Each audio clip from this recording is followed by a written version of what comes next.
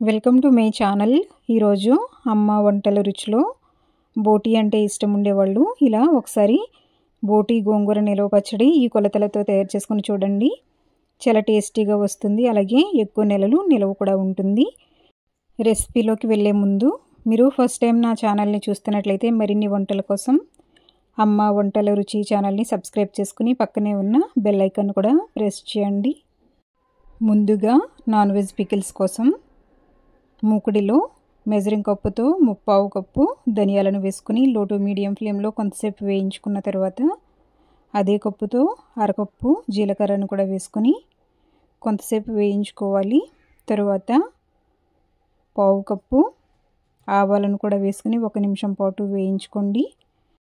ఇప్పుడు ఇందులో 2 టేబుల్ స్పూన్లు మెంతులను కూడా వేసుకుని ఇవి అన్నీ బాగా వేగేటట్లుగా లో టు మీడియం ఫ్లేమ్లో వేయించుకున్న తర్వాత లవంగాలు 30, యాలకులు 25, దాల్చిన చెక్క ముక్కలు 10 నుంచి 12, చాలా కొద్దిగా జాజికాయ ముక్క వేస్తున్నాను. మీరు కావాలనుకుంటే అనాస పువ్వు, జాపత్రి, మిరియాలను కూడా వేసుకోవచ్చు. ఇవి అన్నీ బాగా వేగిన తర్వాత స్టవ్ ఆఫ్ చేసుకుని చల్లారిన తర్వాత మిక్సీ జార్లోకి వేసుకుని మెత్తని పౌడర్గా చేసుకుని పెట్టుకోవాలి. ఈ పౌడర్ను ఏ నాన్ వెజ్ పికిల్లోకైనా కూడా యూస్ చేయొచ్చు. ఇప్పుడు నేను చేసే కేజీ బోటీ పచ్చడికి 4 టేబుల్ స్పూన్ల వరకు మాత్రమే ఈ మసాలా పౌడర్ పడుతుంది. అలాగే ఫ్రెష్గా అల్లం వెల్లుల్లి పేస్ట్ను కూడా తయారు చేసి పెట్టుకున్నాను. ఇక్కడ అల్లం వెల్లుల్లి 2 కూడా ఈక్వల్ క్వాంటిటీలో తీసుకొని గ్రైండ్ చేసుకోవాలి.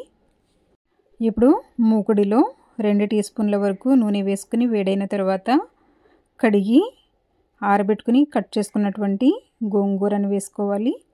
వేసుకుని లో టు మీడియం ఫ్లేమ్లో కలుపుతూ ఇది బాగా మగ్గేంత వరకు మగ్గించుకోవాలి. ఇందులో వాటర్ ఏమీ వేయకూడదు. ఇలా బాగా మగ్గిన తర్వాత స్టవ్ ఆఫ్ చేసుకుని చల్లారిన తర్వాత మిక్సీ జార్లోకి వేసుకుని మెత్తని పేస్ట్లా చేసుకుని పక్కన పెట్టుకోండి. ఇక్కడ నేను కేజీ బోటీ తీసుకుని వేడి నీటిలో బాగా క్లీన్ చేసి పెట్టుకున్నాను. దీనిని కుక్కర్లోకి వేసుకుని ఇందులో 1/2 టీ స్పూన్ పసుపు, అలాగే చిన్న టీ స్పూన్ ఉప్పును కూడా వేసుకుని కొద్దిగా వాటర్ని కూడా వేసుకోవాలి. 1/2 గ్లాస్ వాటర్ వేసుకుంటే సరిపోతుంది. వేసుకుని ఒక 5 లేదా 6 విజిల్స్ వచ్చేంత వరకు ఉడికించుకోవాలి. మీరు తీసుకున్న బోటీ లేతదైతే 4 విజిల్స్ అయితే సరిపోతుంది. ముదిరిదైతే ఒక 6 వరకు విజిల్స్ వేయించవలసి ఉంటుంది.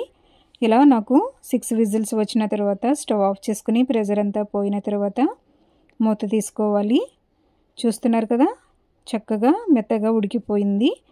ఇప్పుడు మూకుడిలో మెజరింగ్ కప్పుతో 2 కప్పుల వరకు నువ్వుల నూనెను వేసుకోవాలి. నువ్వుల నూనె లేనట్లయితే వేరుశనగ నూనె కూడా వేసుకోవచ్చు.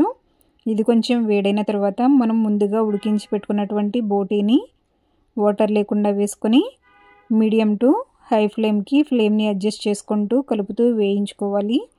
ఇవి కొంచెం కలర్ చేంజ్ అయ్యి ముక్క కొంచెం గట్టిపడేంత వరకు వేయించుకుంటే సరిపోతుంది. మరీ ఎక్కువ క్రిస్పీగా వేయించకండి, తినేటప్పుడు రబ్బర్లా సాగుతూ చాలా గట్టిగా ఉంటుంది. ఇలా వేయించుకుంటే సరిపోతుంది. ఇప్పుడు అదే ఆయిల్లో డ్రైగా ఉన్నటువంటి కరివేపాకు గుప్పెడి వేసుకొని అలాగే మనం ఫ్రెష్గా గ్రైండ్ చేసుకున్నటువంటి అల్లం వెల్లుల్లి పేస్ట్ 2 టేబుల్ స్పూన్లు వేసుకోవాలి. ఇది బాగా ఫ్రై అయ్యేంత వరకు లో ఫ్లేమ్లో కలుపుతూ వేయించుకున్న తర్వాత మనం ముందుగా మగ్గించి గ్రైండ్ చేసుకున్నటువంటి గోంగూర పేస్టును 2 కప్పులు వేసుకోవాలి. అలాగే మనం వేయించి పెట్టుకున్నటువంటి బోటీని కూడా వేసుకొని లో టు మీడియం ఫ్లేమ్లో కలుపుతూ కొంతసేపు వేయించుకోవాలి. ఈ గోంగూర పులుపు బోటీకి పట్టేంత వరకు ఒక 3 నుంచి 5 నిమిషంల పాటు లో ఫ్లేమ్లో వేయించుకున్న తర్వాత స్టవ్ ఆఫ్ చేసుకుని ఇది బాగా చల్లారిన తర్వాత మెజరింగ్ కప్పుతో అరకప్పు కారం, మనం తయారు చేసుకున్నటువంటి మసాలా పౌడర్ 1/4 కప్పు వేసుకోవాలి. ఇప్పుడు తగినంత ఉప్పును కూడా వేసుకోండి. ఇంచుమించు 3 నుంచి 4 టీ స్పూన్ల వరకు సాల్ట్ పడుతుంది. వేసుకున్న తర్వాత అంతా బాగా కలుపుకోవాలి. ఇప్పుడు ఇందులో పెద్ద సైజు నిమ్మకాయ 1 ఇలా జ్యూస్ తీసుకుని వేసుకోండి. నిమ్మరసం వేయడం వల్ల టేస్ట్ బాగుంటుంది, అలాగే ఎక్కువ నెలలు నిలవ కూడా ఉంటుంది. దీనిని 3 మంత్స్ వరకు నిల్వ చేసుకోవచ్చు, పాడవకుండా ఉంటుంది. దీనిని వేడివేడి అన్నంతో తిన్నట్లయితే చాలా టేస్టీగా ఉంటుంది. గాజు సీసాలో స్టోర్ చేసుకోండి. ఈ వీడియో మీకు నచ్చినట్లయితే లైక్ చేసి మీ ఫ్రెండ్స్కి, రిలేటివ్స్కి షేర్ చేయండి. ఫస్ట్ టైం నా ఛానల్ని చూస్తున్నట్లయితే మరిన్ని వంటల కోసం అమ్మ వంటల రుచి ఛానల్ని సబ్స్క్రైబ్ చేసుకోండి. Thank you for watching my video.